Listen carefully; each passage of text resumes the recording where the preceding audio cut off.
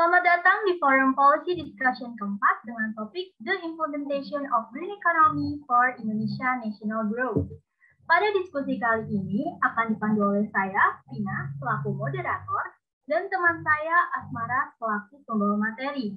Nah, teman-teman, topik pembahasan kali ini bakal sangat menarik nih, dan sangat spesial karena FPD kali ini kita kedatangan tamu nih dari organisasi lain. Dan ada dari IRB News, ada Kak Feli, dan Vivi, ada Weili, dan Fadia. Nah, selamat datang semua. Boleh kali ya kita kasih applause virtual buat tamu-tamu kita ini. Terima kasih semua. Nah, tapi sebelum kita mulai, ada Kak Belinda nih, selaku President Director of FPD IB News yang akan memberikan sambutan nih. Silakan Kak Dila. Oke, halo, am I audible? Maaf. Yes, Kak. Oke, terima kasih banyak, Vina. Halo semuanya, selamat siang. I hope you all have a great day. Nah, hari ini seperti yang Vina udah katakan, kita bakal menyelenggarakan FPD keempat kita loh ini.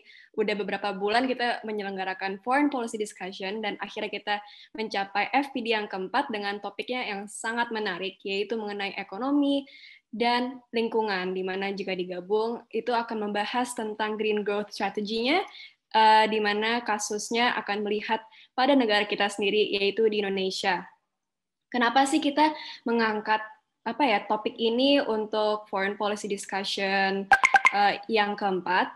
Karena COP ke-26 itu akan segera dilaksanakan juga oleh the United Nations and its assemblies, di mana itu adalah meeting yang sangat penting karena itu berasal dari the Paris Agreement.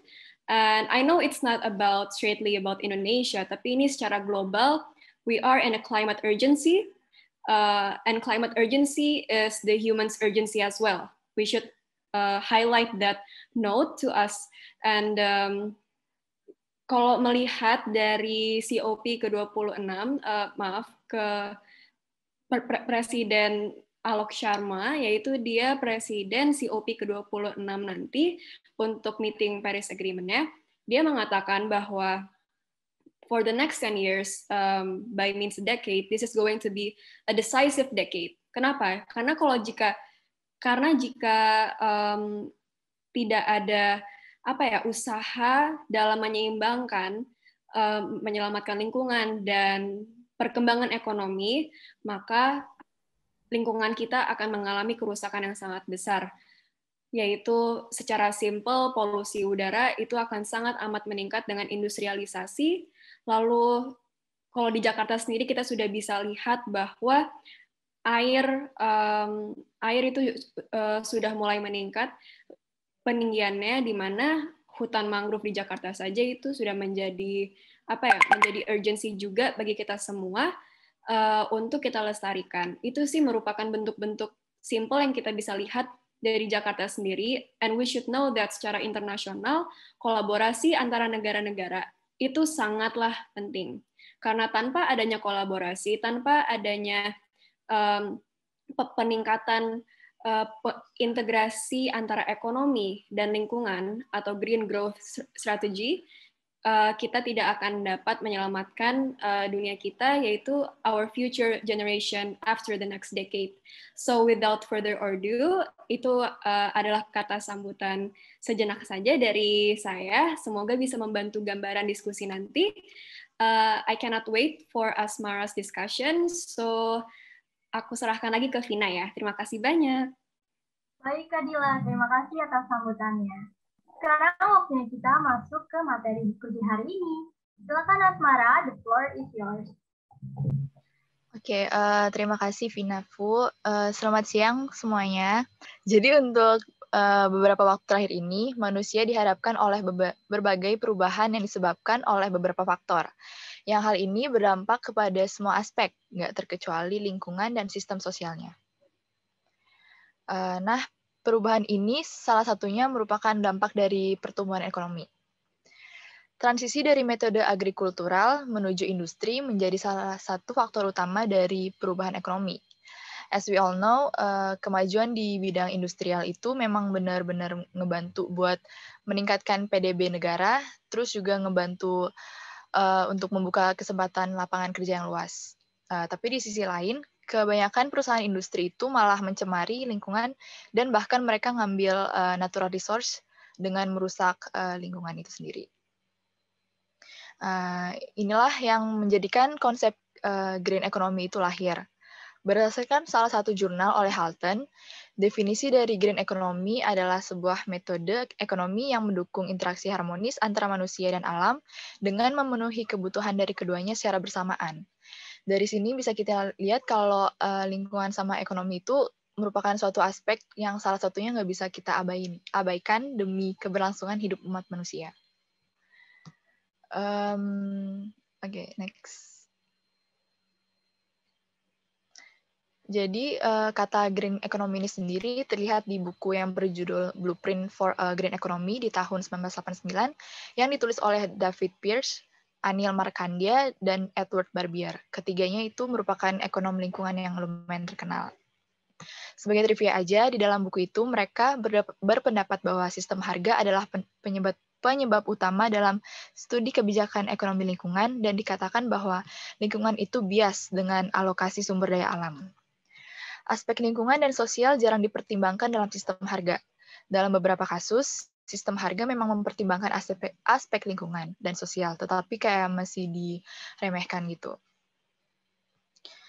Di tahun 2008, Green Economy kemudian muncul dalam pertemuan diskusi negara-negara dan lembaga lain mengenai upaya kebijakan untuk merespons sejumlah krisis global yang dinamakan Green Economy Initiative.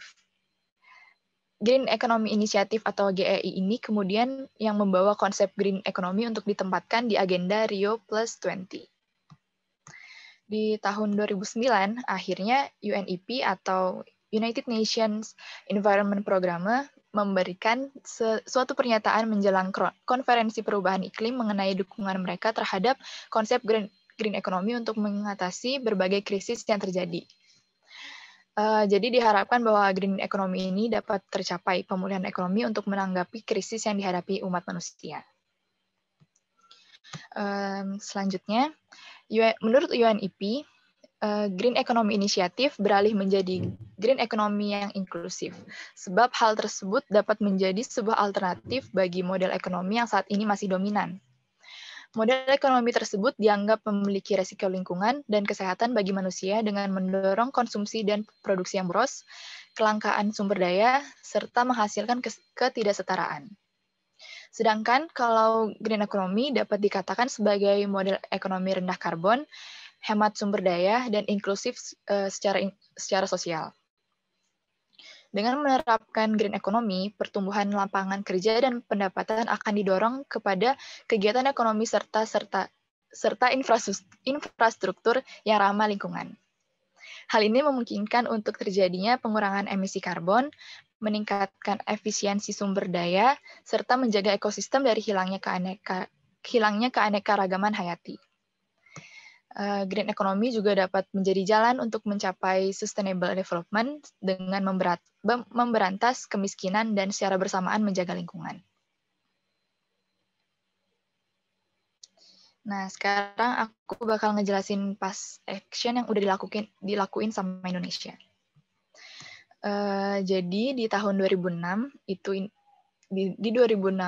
tahun 2006 Indonesia udah pernah punya kebijakan untuk melindungi lingkungan yang dinamain dengan kebijakan bauran energi atau Energy Mix Policy dengan tujuan mengurangi konsumsi minyak bumi dan menggantikan sebagian menjadi sumber energi terbarukan. Kebijakan ini kemudian memiliki peraturan untuk meningkatkan porsi sumber terbarukan yang awalnya di tahun 2006 itu 4%, menjadi 15% di tahun 2025. Dan juga diharapkan untuk membuka lapangan kerja yang luas. Selain juga kebijakan ini juga berfokus kepada penurunan emisi gas rumah kaca. Kemudian di tahun 2009, tepatnya pada KTT PBB tentang perubahan iklim di Copenhagen, Indonesia juga pernah nih mencetuskan terobosannya yang berisi komitmen untuk menurunkan emisi hingga 26% di tahun 2020 dan dapat mencapai 40% apabila didukung oleh komunitas internasional. Lanjut ke tahun 2013, Indonesia juga pernah mencetuskan program pertumbuhan hijau yang bertujuan untuk mengurangi dampak negatif dari produksi kelapa sawit. Akhirnya, di tahun 2012, tepatnya saat konferensi Rio Plus 20 yang menjadi cikal bakal dari Sustainable Development Goals, Indonesia berkomitmen untuk menurunkan emisi gas karbon hingga sekitar 29% dengan mempertahankan pertumbuhan PDB per tahunnya sebesar 7% sampai dengan tahun 2030.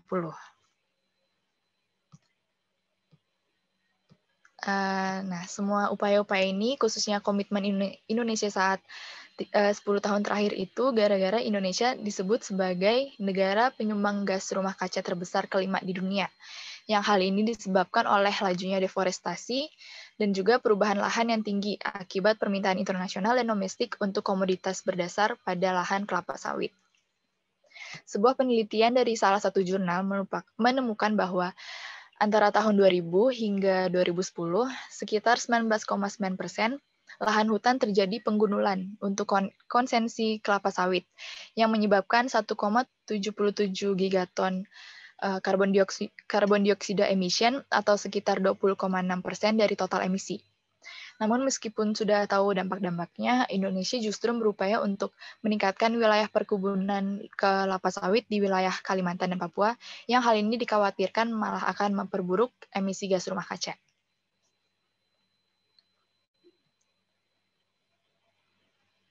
Oke, akhirnya kita di bagian current action yang dilakuin oleh Indonesia.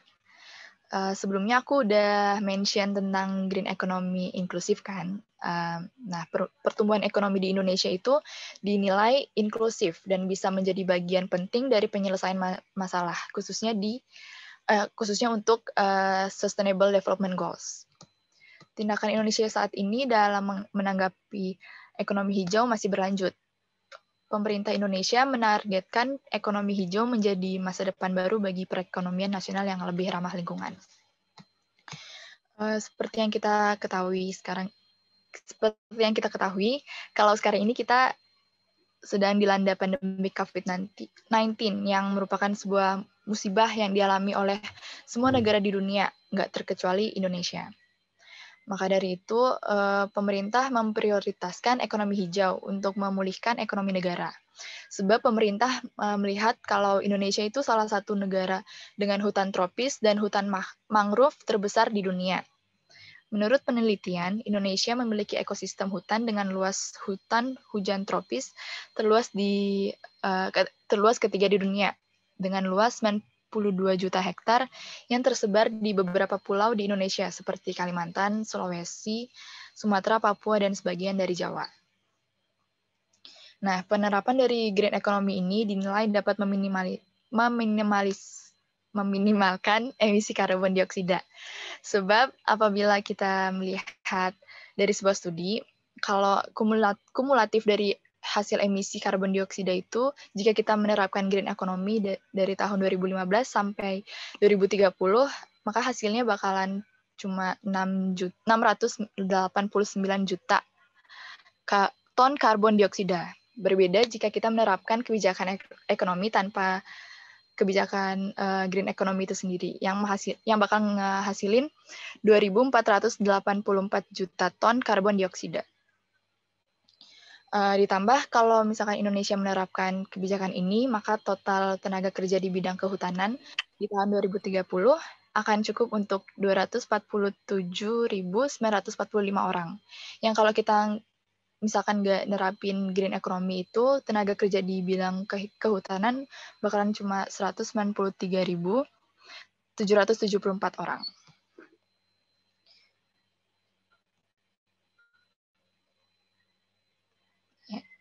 Indonesia juga memiliki keunggulan kompetitif dalam hal produk ramah lingkungan yang berpotensi mendongkrak daya saing produk dalam negeri di pasar global.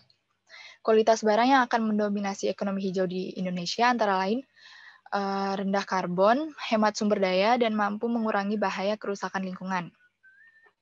Menurut pernyataan Presiden Jokowi, pemerintah Indonesia sedang mempersiapkan pengembangan ekonomi hijau dengan membangun kawasan industri hijau di Kalimantan Utara yang akan menggunakan tenaga air dari Sungai Kayan untuk menghasilkan energi hijau, serta energi baru dan terbarukan. Energi baru dan terbarukan ini sendiri akan disalurkan ke kawasan industri hijau yang tadi. Dan yang terakhir, pertumbuhan ekonomi menjadi alat untuk pemerataan pembangunan antar daerah maupun antar desa dan kota, serta harus mampu meningkatkan usaha kecil menengah atau UKM agar semakin mampu bersaing dengan produk dari negara lain. Oleh karena itu, semua pihak harus tanggap terhadap berbagai perkembangan ilmu, pengetahuan, dan teknologi, terutama yang berkaitan dengan ramah lingkungan. Oke, sekian presentasi dari aku. Sekarang kita ke sesi trigger question yang bakal dipandu sama Vina. Oke, terima kasih Asmara atas materi yang sudah disampaikan. Gimana nih teman-teman? Pasti udah dapat sedikit gambaran mengenai green economy, khususnya di negara kita, negara Indonesia kan? Nah, selanjutnya kita masuk ke sesi trigger question. Nah, buat kalian, buat teman-teman semua yang mau jawab dan punya pendapat, boleh banget nih. Dan tentunya jangan lupa kalau mau jawab, untuk raise hand dan unmute ya. Nah, untuk pertanyaan yang pertama, apart from the government, how do the Indonesia citizens support Indonesia regions to implement a green economy? Jadi selain pemerintah, apa sih yang bisa dilakuin sama warga negara Indonesia buat mendukung green economy ini? Siapapun yang mau jawab, boleh raise hand. Ayo guys, nggak apa-apa, jawab aja. Oke, ada Waili nih yang mau jawab. Silakan Waili, unmute. Oke, terima kasih Vina. Pertama-tama aku mau ucapin terima kasih banget ke teman-teman FVCI buat kesempatannya buat aku dari ini di sini. Perkenalkan nama aku Waili, udah dari divisi riset dan kebetulan topik ini lumayan menarik ya saat tentang green economy. Jadi mungkin dari pembahasan tadi kayak mikirnya itu kayak dari UNEP, dari United Nations dan negara ini itu udah ngurus tentang green economy. Tapi sebenarnya pada dasarnya kita pun nih kayak semakin dalam level masyarakat lah, kita sebenarnya bisa bantu cara mensupport green economy itu. Dengan cara apa? Sebenarnya simpel sih. Kita cukup mensupport produk lokal. Produk lokal itu dalam artian kayak begini, mereka nih yang kayak pengrajin-pengrajin atau misalkan pembisnis apa yang daerah gitulah yang benar-benar nih dari proses A sampai Z-nya itu mereka itu benar-benar merhatiin lingkungan dan berdasarkan value-value dari masyarakat mereka juga. Tadi kan udah di-mention ya, sebenarnya kayak emang nggak bisa dipungkiri industrialisasi itu benar-benar ngaruh bagaimana dunia kita itu kan kayak beberapa tahun ini, dekade ini polusi itu makin berkembang karena apa? Ya karena banyak pabrik itu yang kayak membuat banyak polusi gitu kan dengan sebagai bentuk pembuangannya. Nah, dengan kita mensupport produk-produk lokal dan kayak istilahnya mereka yang pengrajin gitu-gitu ya, itu kemungkinan bisa sih kayak itu menurut aku salah satu solusi terbaik yang bisa kita lakukan. Kayak misalkan berkaca kayak dari aku research tadi, Ethiopia tahun 2011 itu sempat kayak mencanangkan program namanya GREEC. Kalau nggak salah itu kayak, jadi mereka itu lebih berfokuskan ke mereka-mereka yang di rural area nih, yang mengelola livestock, misalkan kayak peternakan gitu-gitu. Nah mereka itu kayak di lobby sama pemerintah untuk kayak istilahnya meningkatkan produktivitas mereka. Jadi istilahnya biar mempertahankan istilahnya apa ya? Selain mempertahankan bisnis orang-orang rural ini, jadi mereka itu juga berkontribusi gitu istilah dalam lingkungan. Jadi gitu aja sih paling intinya. Semoga menjawab ya. Terima kasih. Baik, terima kasih Waili atas jawabannya. Jawabannya juga sangat menarik dan kalau buat aku sendiri aku setuju sih kita harus support produk-produk lokal yang dibuat pengrajin dalam negeri atau penduduk lokal gitu. Karena kita nggak cuma mendukung produk dalam negeri, tapi kita juga mendukung kayak kebudayaan kita gitu loh, dari value-value dari bentuk kerajinan yang dia buat sendiri kayak gitu. Nah, Ada lagi yang ingin menjawab? Boleh banget. Oke, ada Vanessa nih. Vanessa, boleh di-unmute? Ya, thank you Vina. Sebelumnya, aku mau berpendapat kalau misalnya kita lihat mengamati dari lingkungan sekitar ini, sebenarnya masyarakat Indonesia itu udah mulai mendukung green economy gitu. Contohnya itu kayak misalnya di supermarket ataupun di tempat-tempat lain, belanja lain gitu, sekarang sudah tidak menyediakan kantong plastik dan kita diminta untuk membawa kantong belanja sendiri.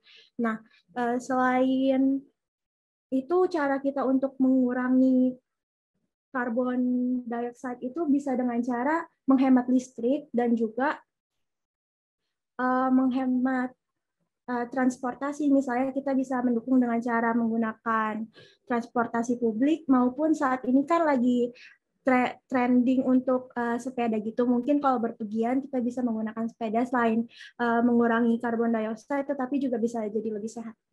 Gitu. Terima kasih. Oh iya nih. Terima kasih Vanessa atas jawabannya. Aku juga setuju nih. Apalagi Presiden kita Jokowi juga sedang gencar-gencarnya kayak bergerak mengarah ke pengembangan green economy ini kan, supaya membuat dampak ekonomi yang lebih nyata. Dan kalau dari segi kehidupan kita sendiri, kayak lifestyle kita, kadang-kala tanpa kita sadari juga kita kayak mendukung gitu loh. Karena di berbagai kafe mungkin ada yang sudah mengganti dari produk sedotan yang plastik jadi pakai yang kayak dari kertas gitu, terus dari tote bag juga dari yang plastik jadi kain. Dan kalau kayak menghemat listrik juga kalau di rumah, kalau lagi nggak dipakai kita suka matiin atau air juga. Dan sebenarnya tanpa kita sadari kita sudah melakukan itu, cuman kita harus lebih aware lagi. Dan yang terakhir kali si Vanessa bilang itu yang bersepeda, itu aku juga setuju sih, karena bertepatan kemarin tuh kalau nggak salah hari sepeda sedunia, dan Gubernur DKI Jakarta itu kayak menghimbau masyarakatnya buat pergi ke kantor, ke tempat kerjanya, atau beraktivitas menggunakan sepeda. Kan menarik gitu kan. Nah, ya. Selanjutnya ada yang mau jawab lagi? Boleh banget nih guys.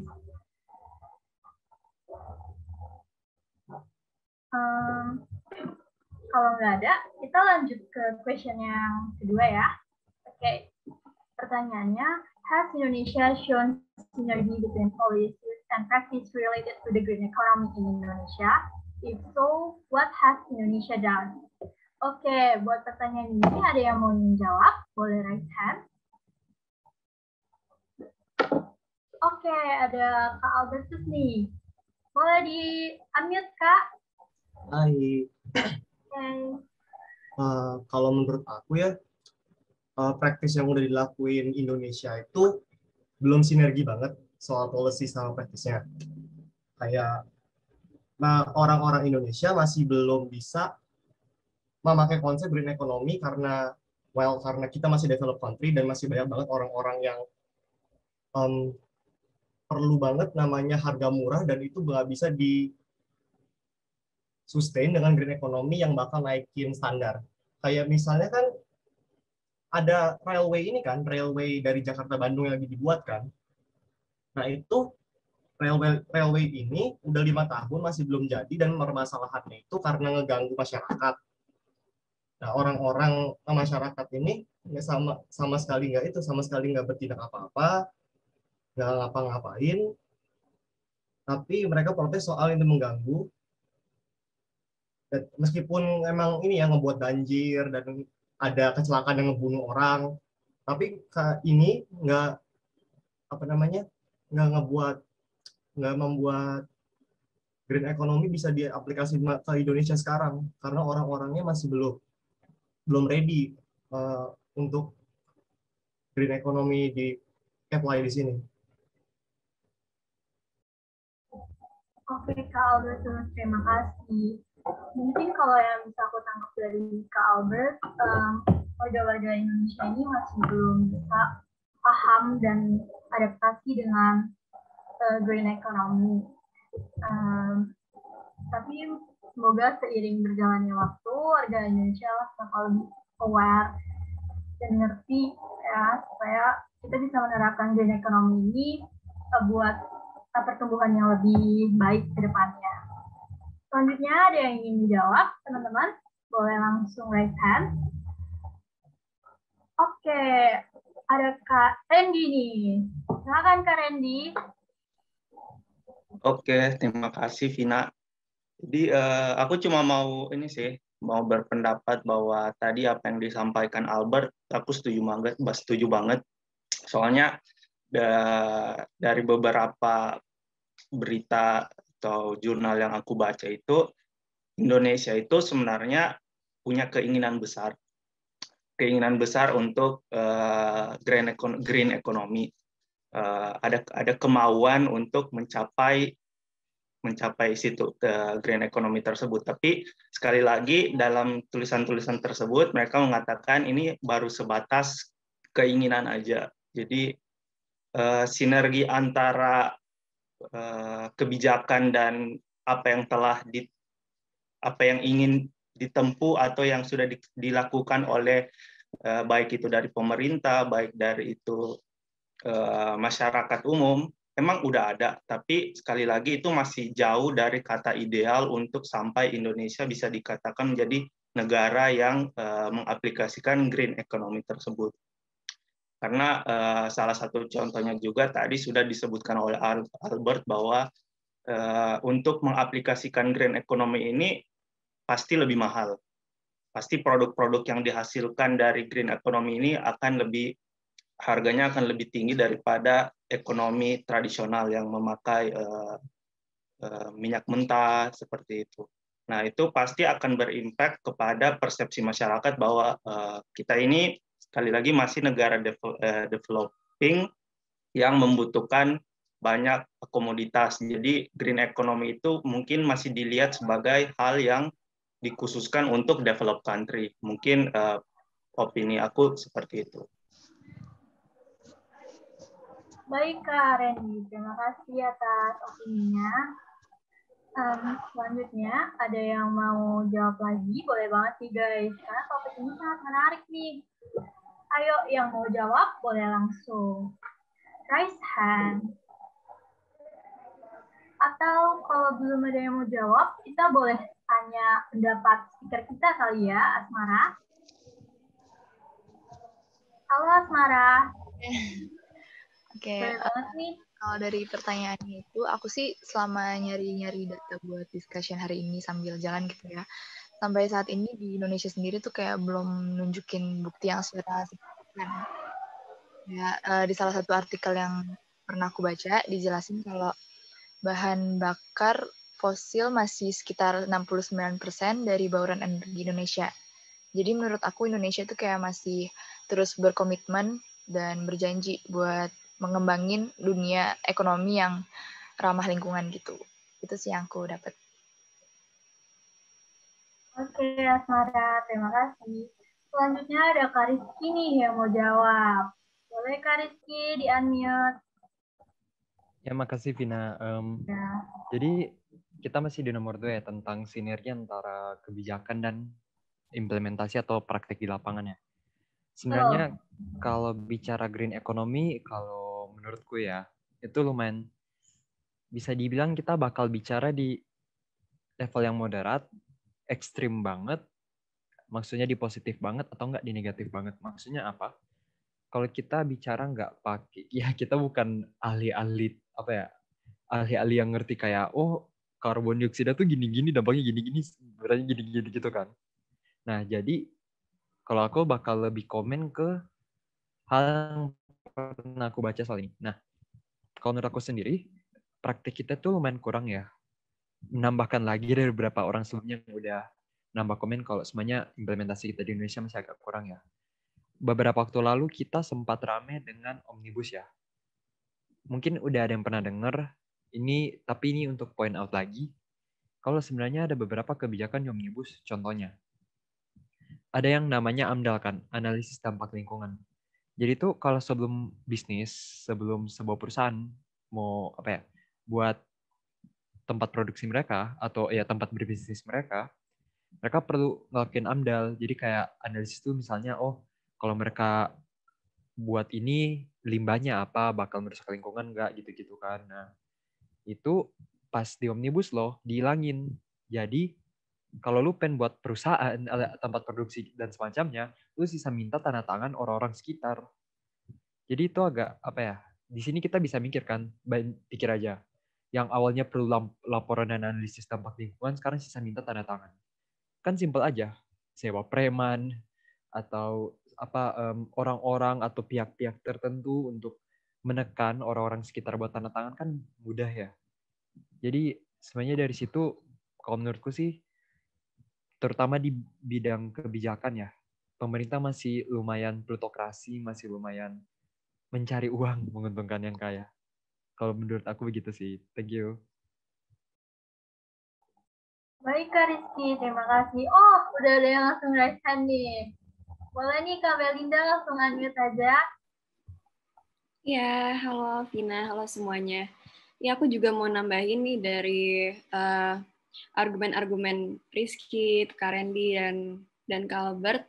Kalau misalnya memang di Indonesia sendiri itu udah menjadi masalah yang sangat berakar. Kenapa? Karena memang kalau kita ingin mengimplementasi green economy, pasti ada cost yang dibuat. Mulai dari research-nya, terus uang untuk penelitiannya, teknologinya, dan segala macam. Kenapa? Karena kalau green economy itu sangat relate kepada perkembangan teknologi juga.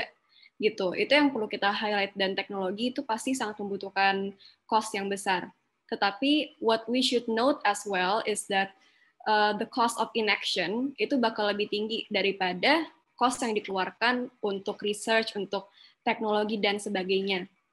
Jadi kalau misalnya Indonesia memang ingin berinvestasi kepada green economy, itu memang ada ya pastinya memerlukan fund yang sangat besar, tetapi itu tuh merupakan apa ya, benefits yang ke-delay gitu loh, benefits yang ke-delay, tapi di depannya mereka bisa, kita semua sebagai masyarakat Indonesia itu bisa menerima benefits-nya, walaupun it is a delayed benefits yang kemungkinan besar dengan meningkatnya cost untuk investasi di green economy atau investasi di decarbonization itu akan mengimpact juga kepada masyarakat, karena pasti ada dengan tax karbon dan sebagainya juga.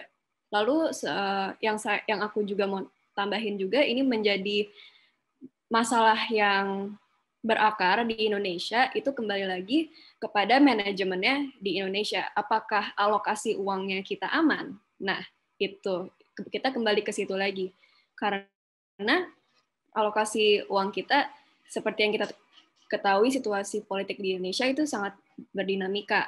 Lalu kadang ada yang seharusnya uang untuk apa tetapi hilang. If you guys know what I mean. Jadi disitulah memang perlu pemerintahan yang sangat lebih tegas, lalu kepada masyarakat juga yang merubah lifestyle-nya, tapi jika masyarakat ingin merubah lifestyle-nya menjadi lebih sustainable, itu pun juga perlu adanya dorongan dari pemerintah, perlu ada support gitu loh dari pemerintah. Gimana kalau misalnya kita mau membedakan sampah botol plastik yang mana yang kertas, tapi segala macam ujung-ujungnya dicampur, bukannya sama aja gitu. Jadi perlu ada dorongan dari pemerintah untuk hal tersebut juga.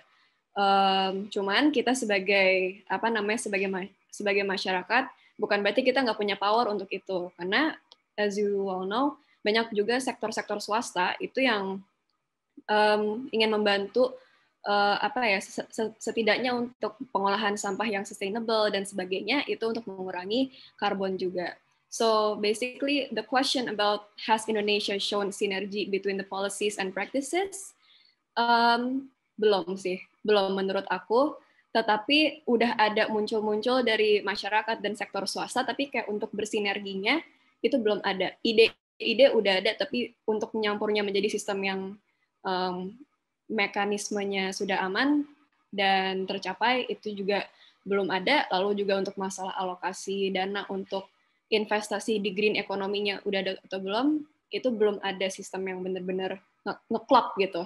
Jadi disitulah kita harus support ini ke pemerintah, harus dorong terus nih kalau misalnya ini penting gitu.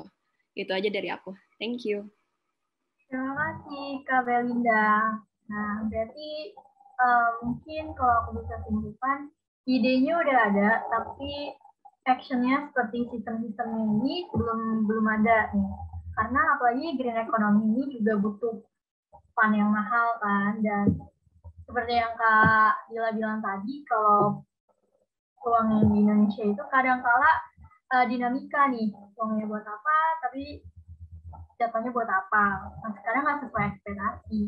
Nah, kalau buat menurut aku, kalau yang buat sampah kayak gitu, beberapa volunteer gitu yang pernah aku lihat juga, mereka itu kayak buka volunteer buat milah-milah sampah, buat kampanyein sampah.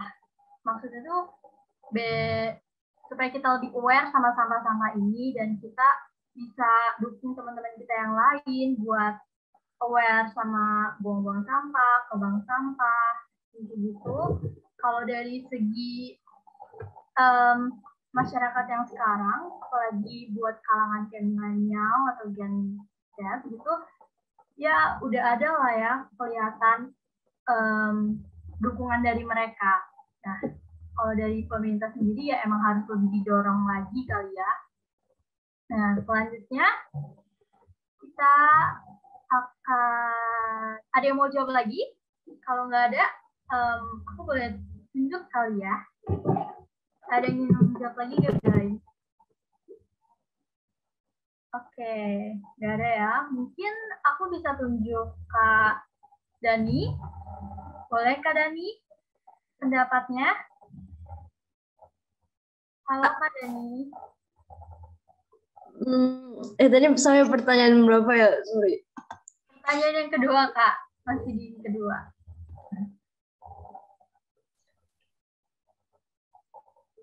Halo, Kak. Setahu aku waktu itu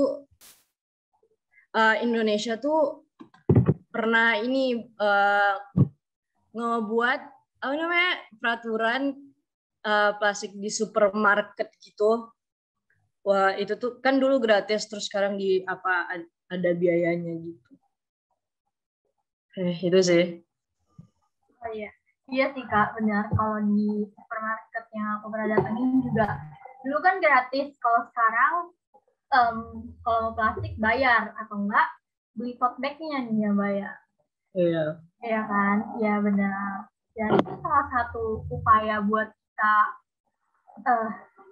kayak mengimplementasikan sistem ini juga kan ya.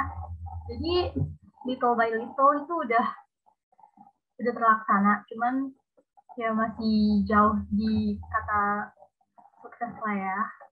Nah, selanjutnya ada yang mau jawab lagi? Boleh banget nih, langsung raise hand dan unmute. Ayo guys, lumayan nih guys.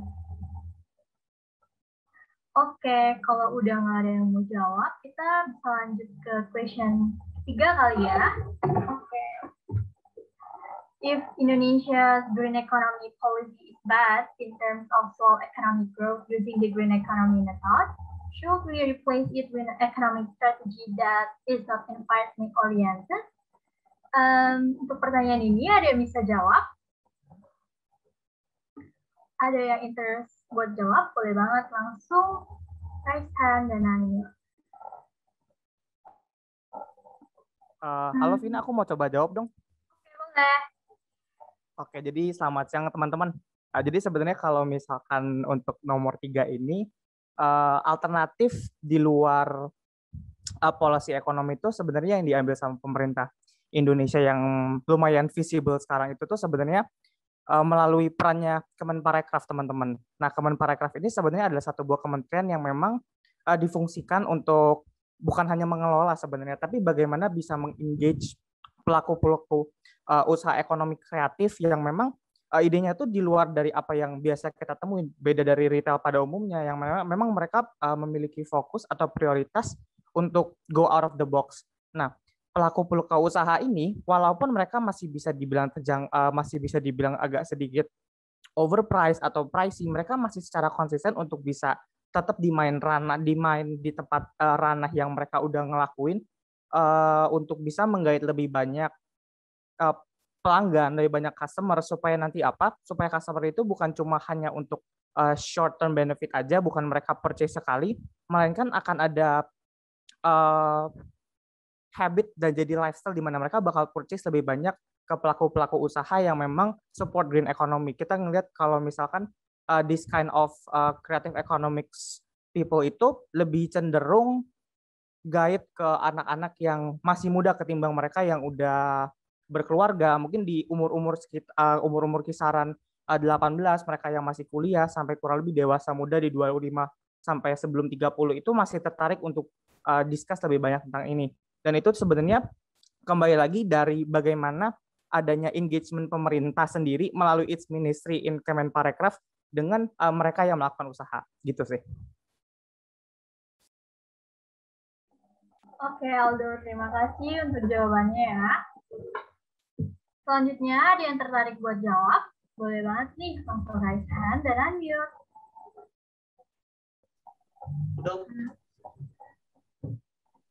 Kalau nggak ada yang mau jawab, mungkin aku menunjuk lagi kali ya, biar lebih. Oh, ada. Oh, Kak Albertus lagi nih. Boleh banget Kak, langsung di unmute. Oke. Kalau aku mungkin nggak kayak Aldo ya, aku mungkin philosophical speaking aja. Namanya economic growth sama mau mengadopsi tindakan baru yang bakal memakan ekonomi, kataku itu pasti bakal nge-slow economic growth. Itu pasti. Terima kasih lo Dila. Bentar, mau gue hidupin dulu, nggak usah ya, nanti aja. Nah, namanya kalau kamu pasti bisa, kalian pasti bisa, kita pasti bisa namanya bersamaan majuin economic growth sekaligus preserve environmental. Tapi dua-duanya nggak bisa dilakuin secara simultaneously cepat gitu. Yang kalau masalahnya yang diomongin ini, kalau green economic policy is bad because it's causing slow economic growth, kataku perception di situ yang harus diganti. Soalnya kalian menurunin economic growth untuk preserve environmental bukan hal yang buruk meskipun itu mengurangi economic growth, karena tetap bertumbuh gitu. Itu aja sih. Thank you. Terima kasih Kak Albert untuk pendapatnya. Selanjutnya ada Kak Said nih, yang raise hand. Kak Said boleh langsung di-unmute. Halo, thank you. Suara gue kedengeran nggak sih? Ya Kak, kedengeran. Okay.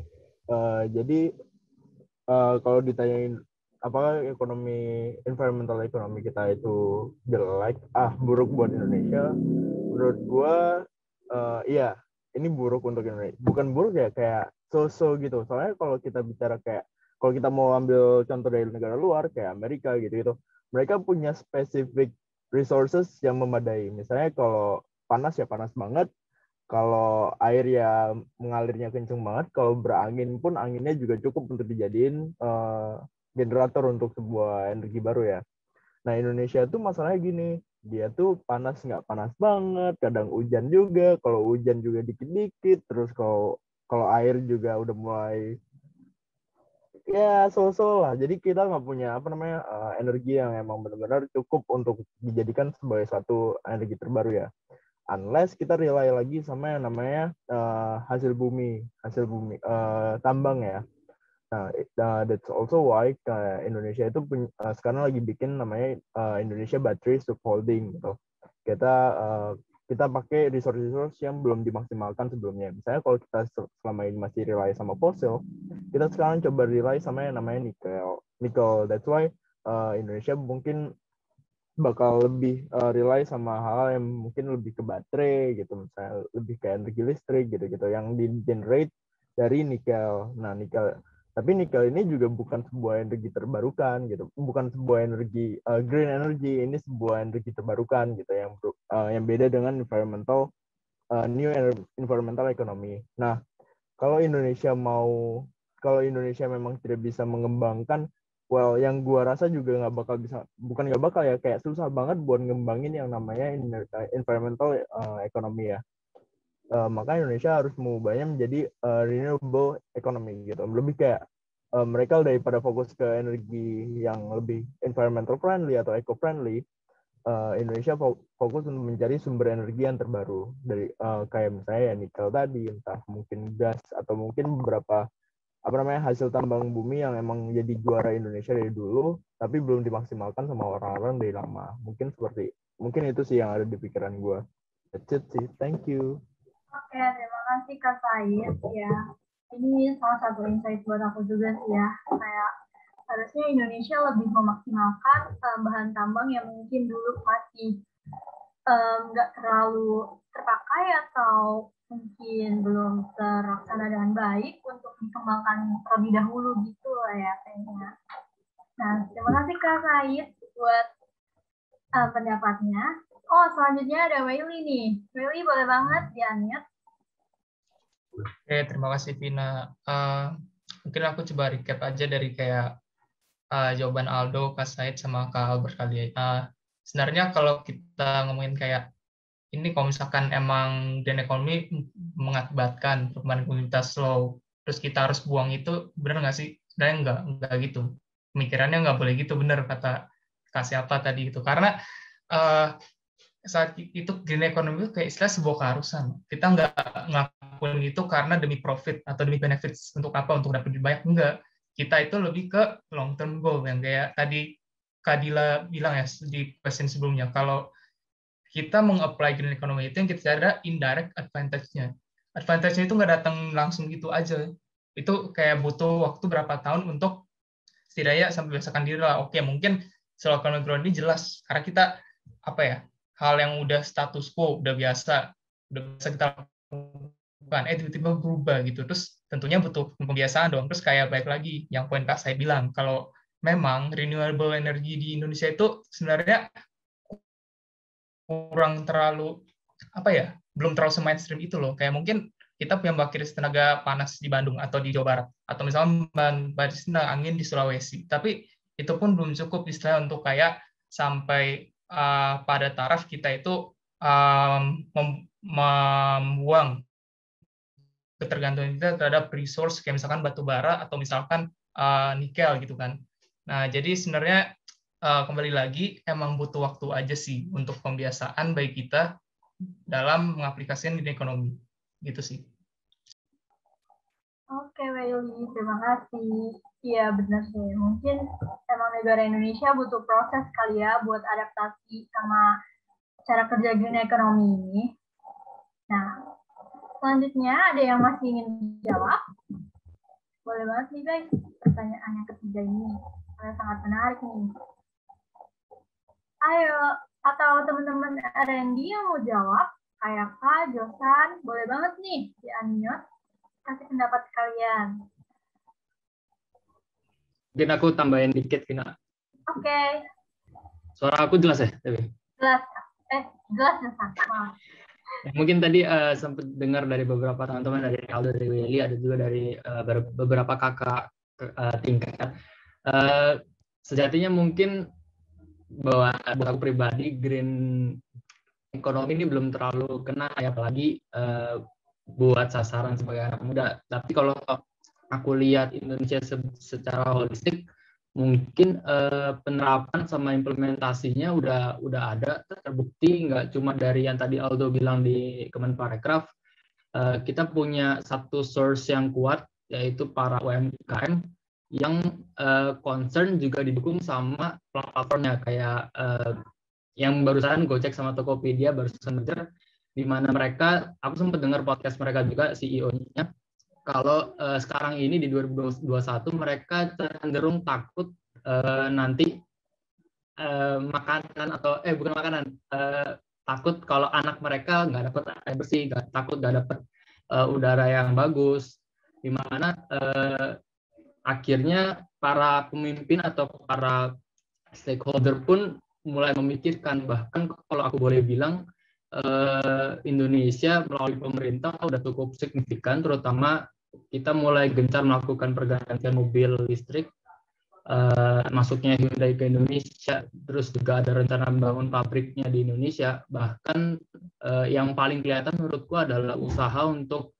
memindahkan ibu kota ke Kalimantan biar wujud Indonesia atau identitas Indonesia nggak cuma dari Jakarta sebagai kota yang penuh dengan industri, kota yang penuh dengan ekonominya cenderung kepada industri. Nah, pemerintah mau coba ubah ke Kalimantan sebagai konsep green economy yang baru. Itu sih kalau dari aku. Oh ya, terima kasih Josan. Ya, seperti yang udah dijelasin sama Asmara tadi di presentasinya, juga Kalimantan itu salah satu yang mau diupayakan untuk green economy misalnya. Nah, selanjutnya ada yang masih ingin menjawab untuk soal nomor 4. Oke, ada Kak Randy nih. Silakan Kak Randy. Ini masih nomor 3 kan, Vin? Oh iya, maaf Kak. Udah, itu udah nomor 4. Oke. Boleh lanjut ke nomor 4 aja nggak? Oke deh. Jadi sebenarnya tadi mau jawab yang nomor 3 sih, tapi nggak apa-apa deh. Nah, ini kan yang 4 ini tentang apakah mungkin Indonesia sebagai negara developing country itu bisa menggunakan environment-nya menjadi sesuatu yang advantage baik ekonomi dan kehidupan secara umum. Nah, ini ada salah satu yang menurut aku menarik, yaitu ada debate atau argumen tentang yang melawan konsep dari green economy ini. Jadi kalau tidak salah itu pada Paris Agreement 2015, kenapa nggak semua negara langsung setuju dengan agreement tersebut? Karena ada argumen bahwa green economy ini merupakan bentuk dari greenwashing atau salah satu agenda negara-negara North atau negara-negara Utara untuk membuat negara-negara South itu lebih disadvantage. Nah, ini terserah kalian mau setuju apa enggak. Personally, aku kurang setuju, tapi ini salah satu argumen yang dibawakan bahwa konsep green economy ini gampang dibawakan atau gampang disuarakan oleh negara-negara maju karena negara-negara maju tersebut sudah mempunyai resource yang lebih, seperti ada beberapa tadi teman kita udah membawakan konsep tersebut, karena negara-negara Eropa itu mereka udah beratusan-ratusan tahun menggunakan ekonomi yang oil oriented banget, ekonomi yang merusak lingkungan. Nah, argumentasinya itu karena mereka udah bertahun-tahun, beratusan tahun menggunakan tersebut, dan tiba-tiba menggunakan green economy dan meminta negara-negara developing untuk menggunakan green economy, jadi developing country itu kurang setuju, salah satunya India. Jadi argumennya India bilang negara-negara maju mah udah enak, udah maju, warga-warganya udah mendapatkan power yang bagus, jadi transisi dari normal ekonomi yang pakai oil ke green economy itu lebih gampang daripada developing country yang masih membutuhkan warganya itu belum punya power, belum punya listrik, belum punya air yang bersih, jadi mereka masih harus menggunakan ekonomi yang pakai oil. Nah, argumentasinya juga India bilang, mending kita sekarang pakai ekonomi oil untuk memberikan power ke warganya daripada nunggu lama untuk bisa sampai ke green economy dan baru bisa memberikan power, dan di antara span waktu nunggu itu warga-warga India tersebut kemungkinan besar bisa menderita bahkan sampai kematian gitu. Nah, itu salah satu argumentasi yang against dari green economy ini. Nah, terserah, mungkin ada yang setuju atau nggak setuju. Personally aku nggak setuju, bahwa karena menurut aku environment itu long term goal, long termnya itu, long term benefitnya itu worth it banget at the end. Tapi mungkin ini sebagai bahan diskusi aja, mungkin ada yang setuju atau nggak setuju, dan mungkin dari itu sekian dari aku. Kembali ke Vina, thank you. Terima kasih Kak Randy. Ya mungkin environment itu benefitnya tuh long term ya, jadi harus dipastikan benar-benar lebih diperhatikan. Nah, Maaf karena tadi saya lupa untuk menyebut soal nomor 4. Sekarang saya akan membacakan pertanyaan nomor 4. With Indonesia current performance in the economy and environment matter, is it possible for Indonesia to become a developed country but still preserve the environment in the near future? Nah, selanjutnya ada yang ingin menjawab untuk nomor 4. Boleh banget langsung raise hand. Kalau nggak ada yang jawab, aku menunjuk salah satu orang ya. Mungkin Kak Kinkin boleh bantu jawab untuk nomor 4. Halo Kak Kinkin.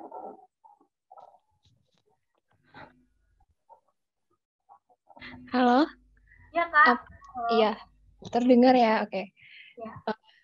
Sorry, aku nggak bisa nyalain kamera dulu, soalnya kayaknya agak masalah sama jaringannya. Oke Kak, nggak apa-apa. Oke, terus untuk nomor 4 itu, menurut aku, apa ya,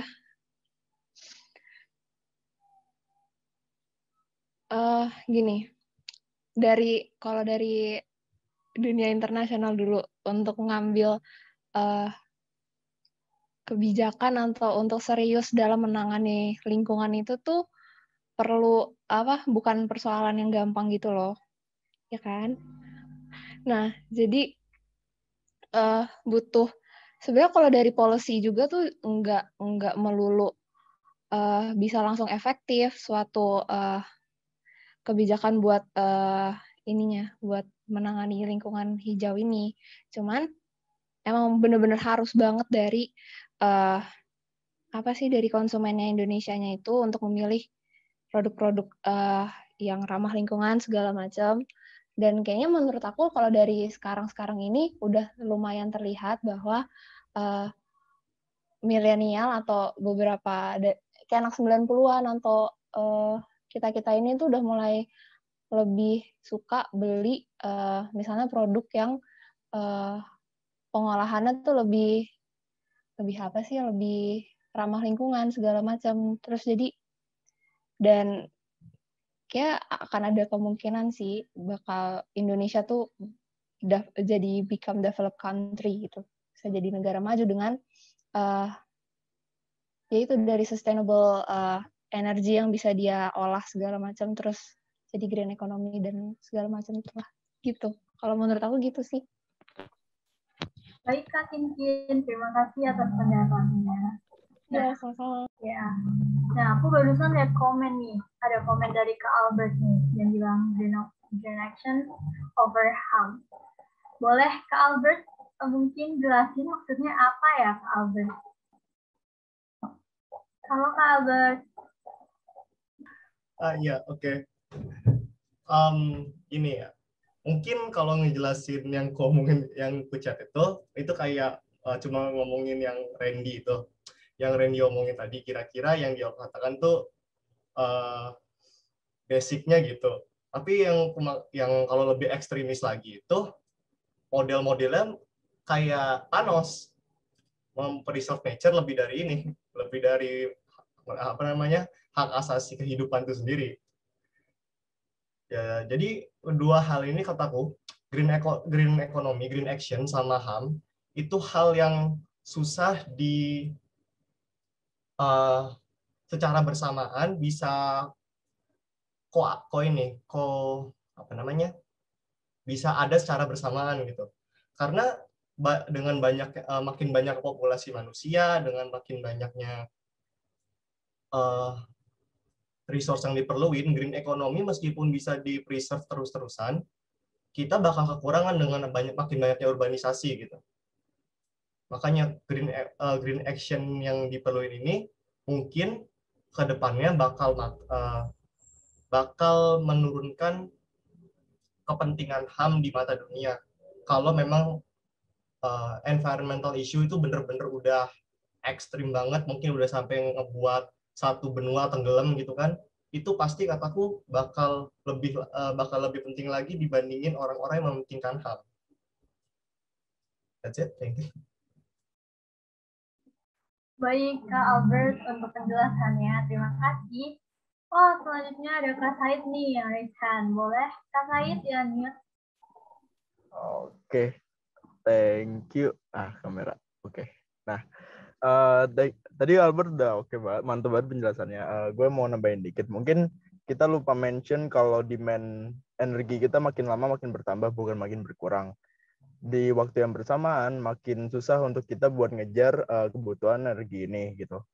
Nah, kalau in the near future, gue personally baru bisa bayangin negara-negara maju seperti negara-negara Eropa yang populasinya kecil, demografinya gampang untuk diraih, kemampuan teknologi mereka juga lebih advance, itu bakal lebih bisa raih ini dalam waktu yang dekat gitu, dalam masa depan yang dekat. Tapi untuk Indonesia yang punya demokrasi yang susah, terus masyarakat kita yang masih ogep, masih pada suka buang sampah sembarangan, masih suka kritik pemerintah terus culik gitu. Terus entah pemerintah kita yang juga masih merupakan salah satu pemerintah terkorup di Indonesia, mungkin ini akan sangat susah buat kita buat bisa sampai di target itu. Nah, tapi kalau misalnya untuk negara-negara Eropa, mereka baru bisa. Jadi gue bayangin negara Eropa atau negara-negara maju nyampe duluan bisa pakai fully renewable energy, fully green economy, baru disusul dengan Indonesia yang mungkin bakal masih butuh waktu sekitar 30 sampai 50 tahun ke depan. Itu baru bisa kita pakai yang benar-benar fully energy, atau enggak, or else kita masih harus bisa rely sama negara-negara maju ini, entah itu dalam bentuk impor energi atau impor barang-barang renewable energy tersebut. Gitu sih dari gue. Thank you. Baik Kak Said, terima kasih atas pendapatnya. Selanjutnya ada Kak Rizky nih. Oh, ada Kak Belinda juga. Tapi Kak Rizky duluan ya Kak Belinda, soalnya dia udah chat aku. Oke, silakan Kak Rizky, dia mau unmute. Ya, duluannya dia bentar. Ya, jadi kalau mengenai nomor 4 ini ya, benar sih yang udah Kak Sid sama Kak Albert bicara kayak gimana ya. Sebenarnya untuk idealnya kita jangan pesimis ya. Sebaiknya kita ya pasti bisa gitu kan. Tapi sebenarnya kalau aku sih lebih ke nihilistik ya, lebih ke pesimis. Kayak contohnya gini, kayak tadi Kak Kinkin sempat mention tentang produk-produk yang ramah lingkungan gitu-gitu. Kalau itu istilahnya green label ya. Nah, kita sebagai konsumen pasti pernah dengar kan kasus kayak ada perusahaan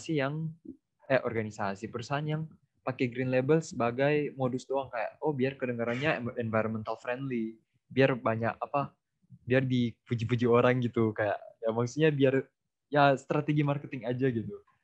Terus ada juga yang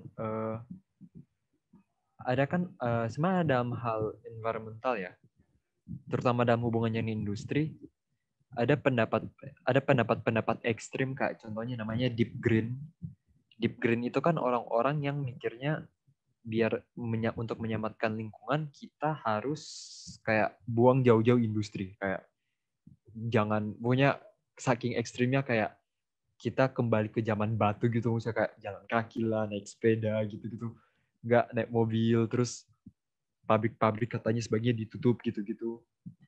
Nah, sebenarnya terlalu ekstrim, tapi salah satu insight, salah satu pertimbangan yang bisa kita pikirkan adalah seperti yang udah di-mention tadi oleh beberapa orang, perkembangan populasi, perkembangan industri, perkembangan jumlah populasi yang akibatnya pada kebutuhan akan lahan untuk perumahan dan lain-lain, itu sangat-sangat menyakiti, sangat-sangat haram lingkungan ya. Jadi sebenarnya untuk menjadi sebuah developed country, negara maju yang bisa menjaga lingkungannya dengan efektif, mungkin kurang sih. Mungkin lebih ke gimana ya, kita bisa maju tapi mungkin lingkungan akan tetap dikorbankan setidaknya mungkin 50% lah setidaknya, karena pada dasarnya ya seperti tadi kayak tingkat korupsi kita tinggi, kayak kalau bahasa halusnya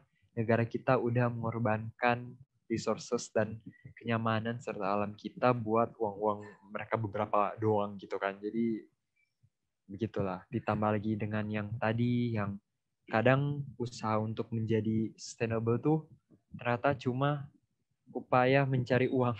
Jadi kurang genuine gitu. Jadi ya makanya sebenarnya ini less likely kalau menurut aku. Gitu aja. Thank you. Baik Kak Rizky, terima kasih. Sekarang kita lanjut dulu ke Kak Dila, baru habis itu ke Kak Kinkin ya. Silakan Kak Dila. Oke, halo. Sebenarnya Kak Kinkin. Jadi untuk nomor 4 ini, kalau dijawab dengan singkat tentang is it possible for Indonesia to become a developed country tapi still preserve environment? Menurut aku dalam waktu yang singkat, by means singkat pun tuh dalam a decade atau 20 tahun lagi itu tidak mungkin. Tetapi you don't need to be a developed country untuk preserve the environment kan, gitu. Kayak kalau menurut aku ya seperti itu. Dan aku setuju juga apa yang udah dijelaskan oleh Albert dan Kak Said juga. Tapi di sini aku juga mau menambahkan kalau misalnya kan kalau yang aku ingat tadi dari pendapatnya Kak Said itu jika misal negara-negara maju dan regional Eropa, yaitu negara-negara member European Union itu sudah mengimplementasi green ekonominya, mereka mungkin aja bisa membantu negara-negara yang masih developing. So if you're up there, you can help the ones who need you gitu kan. Nah itu sih menurut aku bisa menjadi strategi internasional yang secara level internasional yang dapat diimplementasi dan dilaksanakan nantinya. Tetapi itu bukan berarti negara-negara developing tuh nunggu gitu. Kita juga perlu pelan-pelan beraksi, baik dari lagi-lagi lifestyle-nya kita, terus baik dari ibu kota Indonesia dulu deh, dari Jakarta dulu lah, atau beberapa kota lainnya untuk apa ya, memiliki sistem yang sustainable gitu.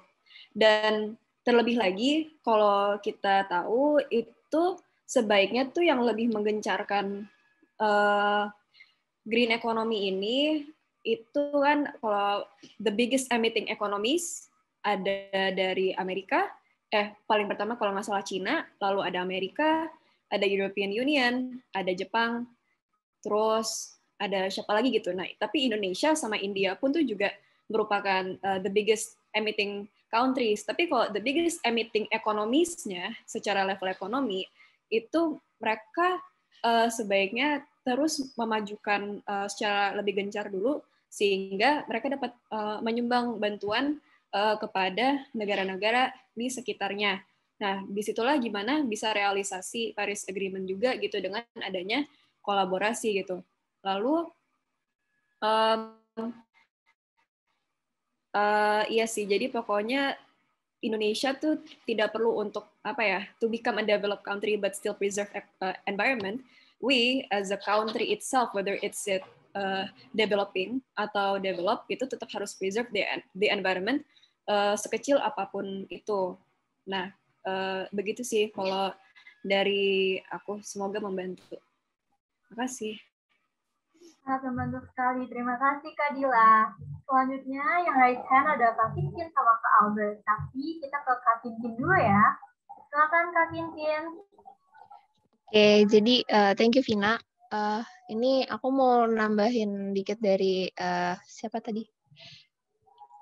Dari Rizky. Nah, dari Rizky kan bilang kalau memang betul banget kayak agak pesimis sih, karena kan untuk ngebangun dan merubah lifestyle Indonesia tuh susah banget. Dila juga mention emang harus dari lifestyle Indonesia segala macam habitnya. Terus kalau untuk setuju juga sama Dila bilang kalau hal ini tuh nggak melulu jadi tanggung jawab Indonesia juga, tapi bisa dibantu sama internasional gitu kan. Cuman ada concern dan mendukung pesimisnya sedikit karena susah banget untuk memulai gitu loh. Dan untuk misalnya nih satu region dulu, misalnya EU atau misalnya ASEAN gitu, untuk komit benar-benar sustainable environment segala macam, itu tuh ada perasaan negara-negara ya negara-negara di ASEAN segala macam gitu tuh ngapain kita buang duit atau kayak mengeluarkan mengeluarkan biaya yang sangat banyak untuk merombak semua itu kan, merombak dari tatanan ekonomi segala macam, kayak infrastruktur segala macamnya itu kan perlu uang kan. Indonesia juga agak susah karena ya untuk membangun ekonomi atau infrastruktur yang biasa-biasa aja, yang nggak terlalu memperhatikan lingkungan aja, itu masih banyak daerah-daerah yang tertinggal, apalagi harus dimodif atau di segala macamin dan disesuaikan, ya, mensinergikan dengan yang ramah lingkungan kayak gitu loh. Jadi agak susah dan ya sebenarnya gak pesimis sih. Tapi ya, pokoknya dari diri sendiri dan kuncinya dari diri sendiri, udah bukan dari negara lain kayaknya. Soalnya kalau dari negara tuh cakupannya kayak luas dan agak susah dikontrol, kayak gitu kalau menurut aku. Terima kasih. Baik Kak Kinkin, terima kasih. Selanjutnya ada Kak Albert yang ingin memberikan pendapatnya. Silakan Kak Albert. Iya. Tadi aku setuju banget sih sama poinnya Dila. Kalau nge-developing country masih bisa maju, masih bisa nge-preserve green economy, meskipun mereka masih developing country. Kayak kata Dila kan tadi, Jakarta aja dulu, kota-kota nanti, yang penting udah ada nih. Nah, sebenarnya di ASEAN itu udah ada satu setengah negara yang udah nyoba kayak gini. Di Filipina itu ada smart city, namanya New Clark City, dan itu 100% ngegunain sustainable energy. Semua arsitektur di sana green economy, semua arsitektur di sana itu green reserve sama ekonomi di sana itu udah mulai maju, tapi belum kelihatan hasilnya karena baru jadi tahun kemarin. Nah, dan ekonomi mereka, meskipun mereka benar-benar nge-preserve green economy ini, mereka sama sekali nggak turun, malah ekonomi growth mereka malah maju, soalnya banyak banget investor dari luar itu invest ke sana tentang waste management-nya, tentang cara pengaturannya, untuk negara mereka sendiri adopsi gitu. Jadi kalau kata Rizky tadi pesimis, mungkin bukan pesimis ya, kayak prepare for the worst scenario aja, tapi do your best tetap untuk preserve nature dan melanjutin apapun yang ada di dunia internasional ini. That's it. Oke, Kak Albert, terima kasih. Selanjutnya ada yang masih menjawab. Mungkin kalau nggak ada yang jawab, aku mau nunjuk satu orang lagi ya mungkin. Oke. Untuk Kristi Gracia, boleh kasih pendapatnya. Halo Kristi.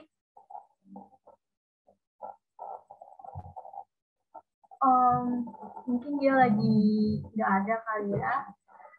Kita bisa. Ada yang masih mau jawab nggak guys? Kalau mau boleh langsung di unmute.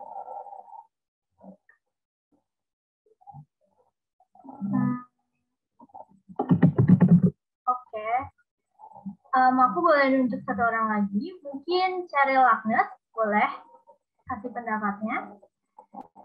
Halo Cheryl. Halo. Aku kedengeran nggak ya? Kedengeran. Iya, jadi ini terkait yang nomor 4 ya. Sebenarnya kalau dari aku ngikutin diskusi dari tadi, aku setuju banget sama argumen-argumen dan pendapat yang udah disampaikan tadi. Walaupun sebenarnya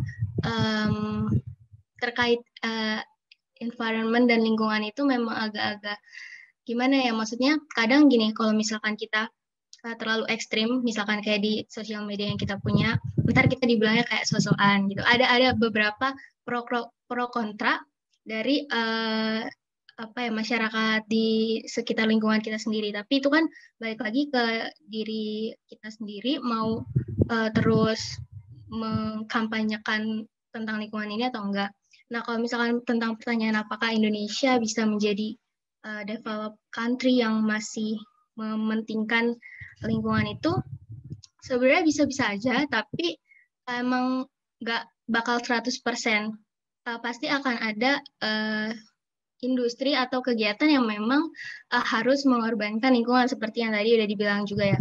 Nah, tapi itu bisa dikurangi. Kayak misalkan negara-negara industri pada zaman dulu kan semuanya mengorbankan lingkungan misalkan kayak 90% gitu ya. Nah, ini bisa dikurangi tingkat persentasenya gitu.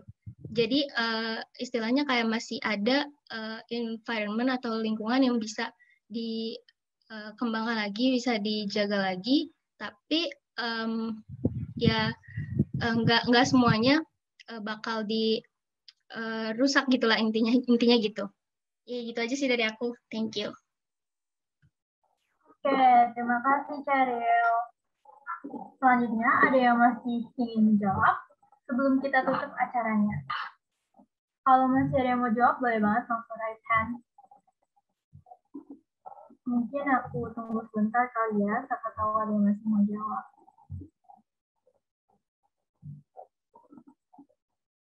Mungkin udah nggak ada kali ya.